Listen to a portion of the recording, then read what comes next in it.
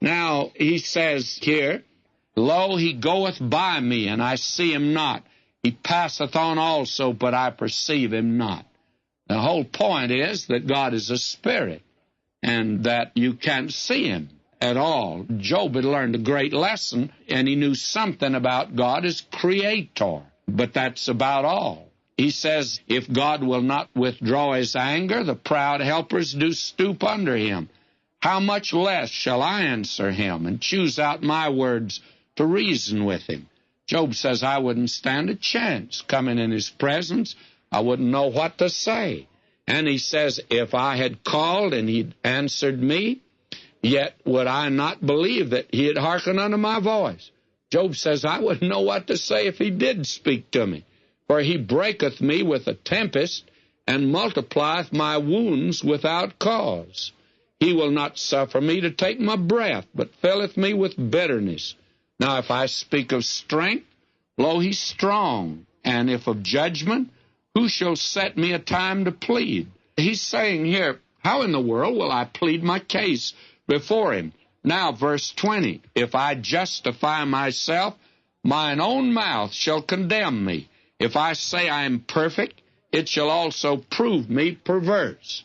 In other words, Job says, if I try to pretend I'm perfect, why, my mouth will condemn me. But we're going to find that Job had a high estimation of himself. We'll come to that later. Believe me, he did have a high estimation of himself. He is not the man who said, I know that within me, that is, within my flesh, dwelleth no good thing. He's not saying he's perfect, but he's contending that he's a pretty good man. In fact, a righteous man, by the way. But he says, I recognize that if I came before God, I wouldn't be able to defend myself. Now, that is the position that a great many men are in today that do not know the Word of God at all.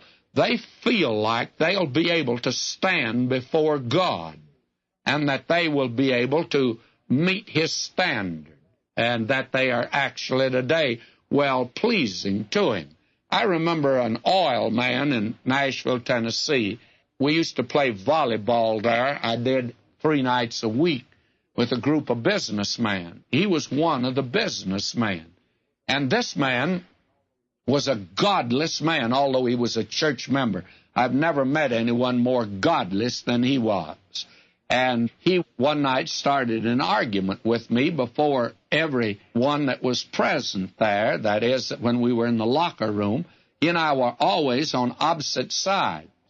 And very candidly, he didn't like for me to beat him. And so that night he had had a real shellacking. He'd really been beaten. So he began to argue with me, and he said to me, I heard that you speak, and I had a morning devotion on radio way back in those days, and he said to me, says, I heard you speaking on that, and he says, you've got a religion whereby you talk about men are sinners, and they have to come to Christ to be saved. He said, I don't believe that stuff. He says, I believe in helping people, and that's my religion today. Now, he says, in my business, he said, I give men jobs. I pay them money so they can buy beans and put beans on their table. And he says, I think that's better than what you got to offer.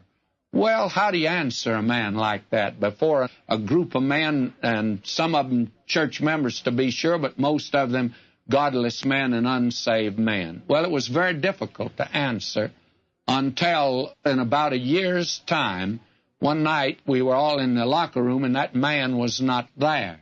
The reason he was not there, he was in jail. They had arrested him for the way he'd been conducting his business. He had defrauded not only the government but his own employees.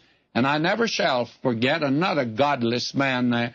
He says, calling him by his name, he says, well, I don't think he'd have much of a chance before God. He didn't do so well before the judge so-and-so over here the other day. And they found out he really wasn't putting beans on the plates of his employees. He was really taking beans off of the plate.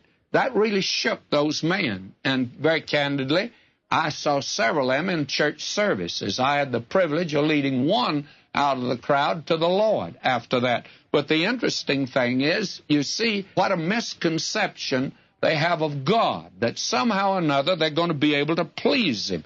Now, actually, Job felt that he would be able to stand before God, but he didn't know how he would defend